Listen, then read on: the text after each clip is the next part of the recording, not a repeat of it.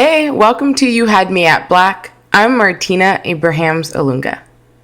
So you are probably aware that we are in the middle of a fundraising push, and I wanted to just talk candidly about why we're fundraising and what it means. So for those of you who are newer to the You Had Me at Black family, you know that we're a storytelling podcast and we're also a kickback event series for people who just love being Black. And our mission is to reclaim the Black narrative by passing the mic to regular people to share their true life stories in their own words.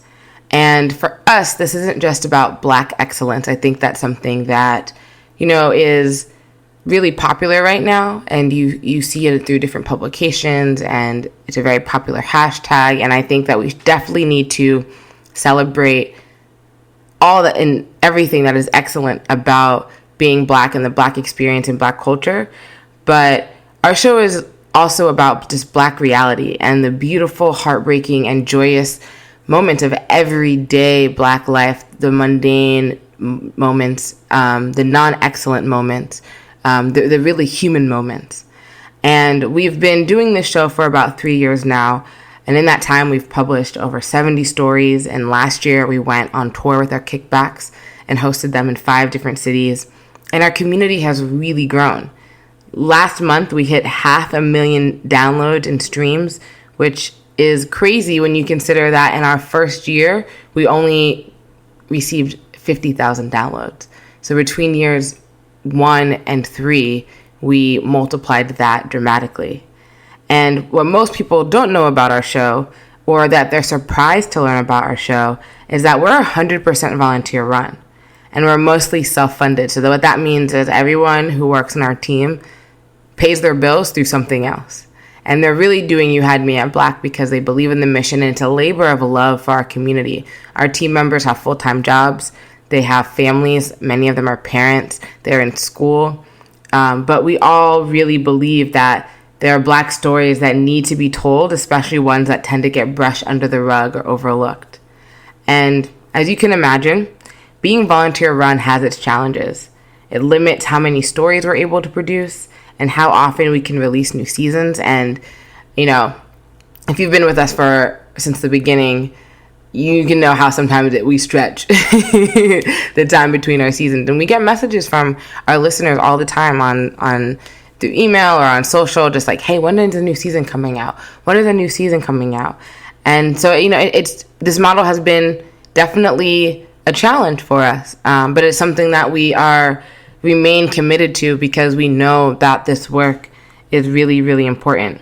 And what we want for this show is we just want to be able to do more. We want to be able to capture more stories in more places. We want to feature the diaspora more holistically. We want to really tackle issues that I think as a Black community, we sometimes tend to sleep on, or things that might be harmful to us as a whole. And doing that requires resources. It requires people, it requires funds, it requires equipment, it requires know-how. And so that this year is really a strategic one for us because we've sat down and really thought about, well, what do we need to bring the show to the next level, to make it self-sustainable for many, many years to come, to make it a really stronghold within the community in terms of showing our voices and really empowering the community collectively to share stories and to not be afraid to speak up and to feel validated in our own life's experiences, whatever they might be. And so that's the reason why we decided to open up our show to contributions. We had never done that before in an ongoing basis. And, these contributions are something that will just go right back into the show. So they'll help with production costs, they'll help with equipment, they'll help with marketing, all the different things that it takes to not only produce a show, but to really grow a movement in a way that is sustainable. And you might have heard me say that our goal starting out is 100 contributions a week of $10 each week. And that's really, really not a lot when you think about it. We have about 10,000 people listen to You Had Me at Black every week. And 100 is just 1% of 10,000. So we're just looking for 1% of the people who will listen to our show this week to donate $10. And then next week, we're looking for another 1% to give $10. And then next week, we're looking for another 1% to give $10. And we're looking for this through May 16th. And once we hit that goal, what that means for you listening is it means more stories. It means that you'll get those stories more often. It means more events. It's something that we've taken a break from, but we definitely want to get back into doing. And so I just really wanted to spend that time to tell you a little bit about where our hearts are and why and how we came to this point in our journey on As You Had Me at Black. I want to make it super clear that like we're not going anywhere. But when it comes to building a movement, it really takes a village, right? It takes many, many, many hands doing many, many different things. And so if this is something that you believe in, if this is a show that you love, if you feel connected to these stories and the storytellers and the people who open up their souls and their lives for us every week, then I would really implore you to consider making a contribution. You can go to youhadmeatblack.com/100. That's youhadmeatblack.com/100 to make a contribution. Thanks. Alrighty, let's get into this week's story. Hey, welcome to You Had Me at Black. I'm Britney Abrahams, and this week's story comes from Michelangelo. Michelangelo is the grandson of a notorious crime lord. When he decides to break free from that world, he learns very quickly what family really means. Here's what happened. I want you to breathe all this in. You're listening to You Had Me at Black. Black. Right in the heart of the city. Black. Man, Black. listen, man. Black.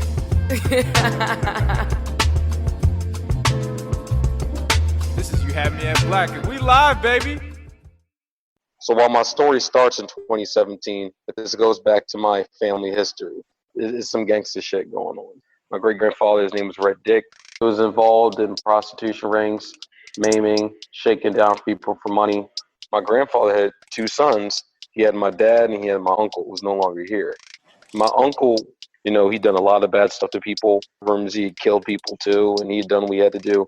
But he got set up and he died. Now, while my dad went to the Navy and ended up going to college and, wanted to get out that gutter life, grew up in Baltimore as the son of one of the biggest, crime lords in the goddamn city. But he still got into that gangster shit. He loved that shit. It just ran the family blood. So he tried to put that on me. So I was about to graduate from college in Atlanta, Georgia, and I had a study abroad opportunity right after graduation to go to South Africa to do an internship. And I get a phone call one day, and it's my father. And he says, I hear you go to South Africa. I said, yeah, I am. And he says, well, you're not going to do that. You're going to stay and get a regular job like the rest of us. I said, why did you say that? He said, well, it's not fair to people like me and your people who fought for your education for you to do what you want. And he said, if you go, you have to pay me back for the money I spent. And if you don't, I'm going to come after you, Michael Corleone style. Do I make myself clear? My father, he abused the fuck out of me, verbally and physically. He made me fear him. And he did not want me to study abroad because he's a jealous motherfucker. When he was my age, he had already gotten a woman pregnant. He hadn't got his bachelor's yet. He didn't have the opportunities to study abroad for luxury if it wasn't for the Navy. He didn't have the opportunity to do what he wanted in school. So thus he felt like I wasn't being respectful of what people had sacrificed for me. So because, my dad had a life threat on me and he was putting surveillance on the entire family as well. That whole summer, I'm depressed as shit, post-grad. My dad and my mom told me, oh, you should get a regular job like the rest of us. Here I am coming from Atlanta post-grad, and they want me to get in the loop of a blue-collar job. So I made a free tutoring account on care.com, and I got a managerial position at Marshall's. But then I recognized my family was just so toxic because my mother was just taking money from my sister, extorting her out of $100 to $400 a week. She only wanted me to get a blue-collar job just so she can get the money. And that spiraled into deep depression because I'm just like dealing with extortion, a death threat, losing weight, And then I found out that my friend Princess died in a car crash. Then my aunt, she had died as well. And I started off the summer with someone from my Alpha Phi Alpha Botillion in high school. He died. So it was like all my friends were dead. One day, I was messaging my best friend Aaron. Aaron asked me, "How are you doing, Michelangelo?" And I just couldn't lie to that nigga. I hate being a vulnerable black man or expressing my feelings like that. I just was like, bro, to be honest with you, bro, I'm not doing too hot right now. And he's like, "This is not the Michelangelo I know, and I love you, bro, and we're going to help you get through this." But like, I just was still depressed. I couldn't shake that depression. So here I am in my marshal's job, and I just started bawling. I felt as if my family had nothing for me anymore. Nothing's going right. And I wanted to commit suicide that day, but I just awakened, like an awakening, if you will. And I was able to see everything from a bird's eye view. And then I felt bold enough to do what I needed to do. The next day, I quit my job at Marshall. I closed my bank account, got a new bank account. I changed my phone number, changed my email, and I just moved out. Like, while people were away at work, I started to move my boxes into the car and then move them piece by piece to my ex-girlfriend's house. And then on the last day, I just dipped off from the entire world. So here I am on the run. I was hiding. And one fateful day, my mother and sister pulled up to me. So as I'm walking down the road to go to my ex-girlfriend's house to sleep for the night, the car rolls up and they say, "Do you need a ride?" They tried to say it jokingly, but I was just like, no. They pulled around. She said, "I thought you were dead." I said, "I'm all right." They said, "Are you mentally ill?" She said, "What's your phone number?" And I didn't want to give her my phone number. I was keeping silent. And my sister, I told her I didn't want to talk to her. And then my mom pulled up on me. Next thing I know, she started attacking me. And while my dad threatened my life, my mother in that moment tried to commit murder by jamming a heel into my eye. My sister got in the way and blocked it, and I walked away. And then I realized at that point I'm not safe in Baltimore. And I felt very much focused on my goal of getting out. But I didn't have a lot of anybody. And then I was homeless for 38 consecutive days until my friend said, "Oh, you're what? You're where?" And the first thing she did was contact Ayana. Me and Ayana knew each other from undergrad. Extremely beautiful, from Boston. She was just a great woman. So Ayana was just in the goddamn fit. I'll never forget that shit. Ayana said, "Oh, hell to the fuck no." Ayana alone orchestrated with our friends. She called the Alumni Association of. That woman went to work. Ayana was able to get me housing until I got housing on campus of my post-grad institution in Maryland. She helped lead me to the people who would help me get on campus housing. If it was not for Ayana, I might have been dead by now. One day, coming out of my post-grad class, and phone's blowing up, text messages over and over and over and over again. I was like, yo, what the fuck is going on? Then somebody calls me, and I answer the phone. It's my homegirl, Ayamide. She says, "Michelangelo, you're on the news. They said you're missing. What the hell's going on?" And I'm like, stop bullshitting. And then I realized my parents are extremely brilliant. They did that so somebody would cough up my information. And the thing about it, the report goes viral across the nation. The very next day, the Baltimore Homicide Unit called me. I don't know how these niggas got my number. They go say, "Worried about you, your mom, are you safe?" I said, "I'm good." And they said, "Do you want to call off the investigation?" I said, "Damn sure I want to call off the investigation." And because my number was a 404 number, the report went out that Michelangelo has been found in Atlanta, Georgia. You fucking dumbasses. But my parents were still vigilant, especially my father, who felt like he'd been got over on, and my mother, who felt like they'd been outsmarted. So if they heard I was in Atlanta, Georgia, there's only one place I would be: homecoming. Homecoming was in 2 weeks from that. So I was like, well, if they're going to send people down there to get me, because they have their little agents down there, that's no number story. They have people in Atlanta. So, well, we're going to do a motherfucking show then. I was angry, bewildered. It was fucked up. So I went down to Atlanta. I knew they were going to try to make their move during tailgate, like a Jason Bourne movie. They try to follow people through the crowd, and they try to find a person, and they know a person's going to be in there. And I knew their psychology. They were banking on me being a tailgate so they could catch me and run up on me.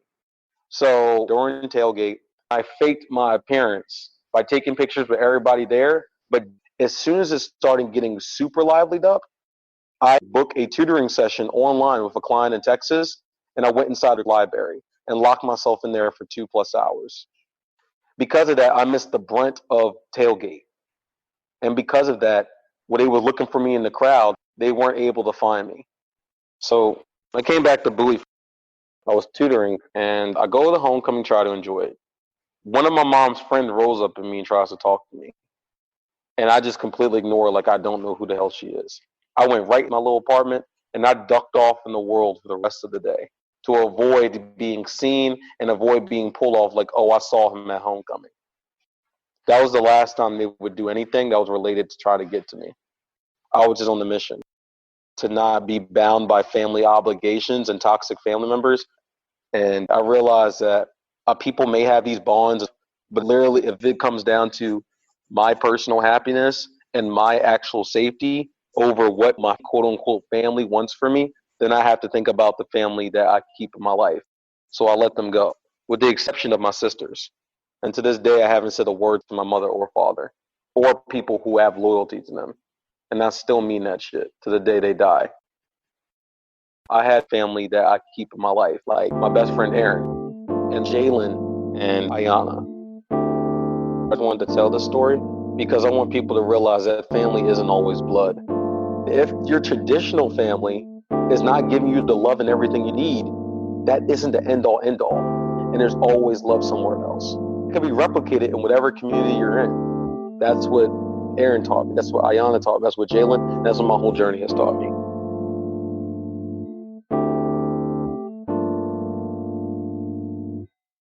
Thanks for listening. To learn more about our team, head to youhadmeatblack.com/about us. Peace.